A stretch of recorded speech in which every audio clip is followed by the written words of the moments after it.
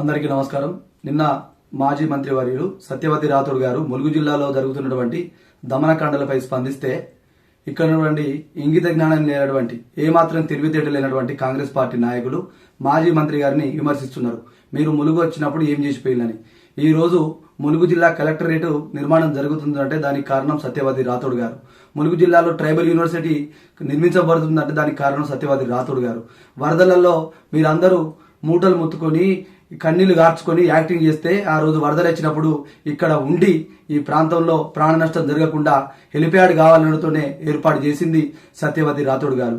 ప్రతిది medical college కానీ ఇక్కడ ఉన్నటువంటి ఫైర్ స్టేషన్ కానీ ఏటునాగరం అంటున్నావు కదా, ఏటునాగరంలో బస్ డిపో కానీ మినీ బస్ డిపో కానీ ఉన్నటువంటి ఆర్డీఓ కార్యాలయం కానీ డయాలసిస్ సెంటర్ కానీ మంగపేట బస్టాండ్ కానీ ఇలా చెప్పుకుంటూ పోతే ములుగు నియోజకవర్గంలో సత్యవతి రాథోడ్ గారి నాయకత్వంలో అనేక అభివృద్ధి కార్యక్రమాలు జరిగినాయి. నీ కళ్ళు లేకుంటే కళ్ళు పెట్టి చూసుకోండి కాంగ్రెస్ పార్టీ నాయకులారా. ఏది మీ నిజాలు మాట్లాడితే మీ తప్పులు ఎత్తి చూపిస్తే ఖబర్దార్ అంటారా, ఉరికించి కొడతామంటారా, ఏదో చేస్తామంటారా? నిజంగా మీ 10 సంవత్సరాలు చేస్తే ఈ రోజు నువ్వు ఏ స్థాయిలో ఉండేది ఎక్కడ ఉండేదో గుర్తుంచుకో.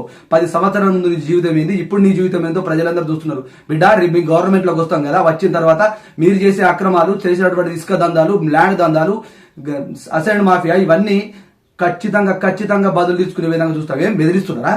మేము ప్రజల కోసం పోరాడుతుంటే జీర్ణించుకోలేక విమర్శలు చేస్తుంటే పట్టించుకోవచ్చు. విమర్శలకు సమాధానం చెప్పు నేర్చుకోండి.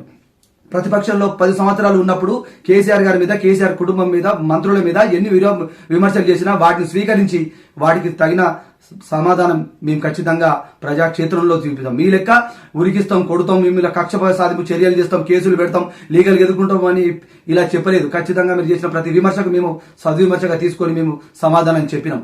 ఏం స్కామ్ జరిగితే స్కామ్ ఎత్తి చూపెడితే క్రిషాంక్ గారిని చెప్పులతో కొడతామంటారా?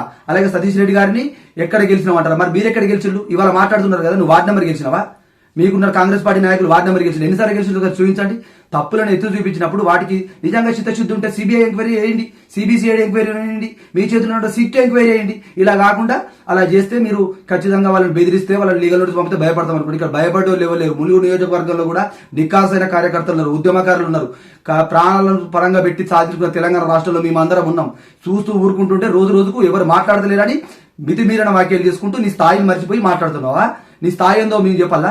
ఏదో మరి అంటున్నారు కదా కేసీఆర్ గారి కుటుంబంలో గొడవలు ఉన్నాయని. ఇప్పుడు మీరు మాట్లాడుతున్నారు మీరు కాంగ్రెస్ పార్టీలో వర్గాలు లేవా? మీ కాంగ్రెస్ పార్టీ కుటుంబంలో గొడవలు లేవా? నిరూపించమంటారా? కుటుంబ సభ్యులను నువ్వు మిగతా ఇంకో వ్యక్తిని తొక్కుతున్నది వాస్తవం కాదా? పేర్లతో సహా నిరూపించడానికి సిద్ధంగా ఉన్నాం. మళ్ళీ చెప్తున్నాం, ప్రతిపక్షంలో ఉన్నప్పుడు ఖచ్చితంగా ప్రశ్నిస్తూనే ఉంటారు. వాటికి ఉందాగా సమాధానం చెప్పి నేర్చుకోండి. ఎన్ని చేసినా కూడా ఇక్కడ అభివృద్ధి చేసింది కేవలం కేసీఆర్ గారు. మీరు ఖచ్చితంగా చేసింది ఇక్కడ విధ్వంసం చేస్తున్నారు, వ్యక్తుల ప్రాణాలకు బలిగి ఉంటున్నారు, ప్రజల ప్రాణాలు బలిగి ఉంటున్నారు. అది వాస్తవం కాదా? తప్పు 200 కోట్లు 100 కోట్లతో అభివృద్ధి చేసినామని చెప్పి ఆ పూజారి వాళ్ళ కొడుకు చనిపోతే మేము వాళ్ళని పరామర్శించి వాళ్ళని ఆదుకోవాలని మేమంటే దాన్ని రాజకీయం చేస్తున్నామంటారా? బండారుపల్లిలో అక్కడ ఒక బాలింత కొడుకు చనిపోతే కనీసం పట్టించుకోకుండా పోయినా మీరు మాట్లాడుతున్నారా? చుక్కా రమేష్ కారణమైన మీరు మాట్లాడుతున్నారా?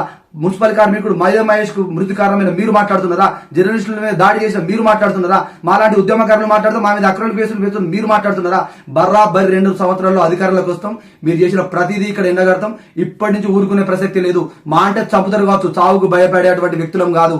ఖచ్చితంగా టీఆర్ఎస్ పార్టీ నాయకుల మీద, జిల్లా అధ్యక్షుల మీద, ఇన్ఛార్జి మీద, ఉన్నటువంటి కేసీఆర్ గారి మీద, కేటీఆర్ మీద, ఇక్కడ ఉన్నటువంటి సత్యవతి రాథోడ్ మీద మీరు విమర్శలు చేస్తే ఖచ్చితంగా మేము కూడా తగిన రీతిలో గుణపడే చెప్తాం. ప్రజాక్షేత్రంలో ఖచ్చితంగా రేపు ఎండగడతాం. రాబోయే రోజుల్లో చెప్తాం. ఇప్పటికైనా సద్విమర్శ చేసుకొని ఆత్మవిమర్శ చేసుకొని వచ్చినటువంటి వాటికి సమాధానం చెప్పాలి తప్ప వచ్చిన వాటి మీద అవకులు చేవకులు వెళ్తే చూస్తూ ఊరుకునే వాళ్ళు లేరు. ఖచ్చితంగా కేసీఆర్ నాయకత్వం రాబోతున్నది. ప్రజలను మేము కాపాడుకుంటాం. మీరు మాజీలుగా మిగిలే వరకు మేము ఖచ్చితంగా బీఆర్ఎస్ పార్టీ సైనికులుగా ప్రజల పక్షాన పోరాడుతూనే ఉంటాం. జై తెలంగాణ.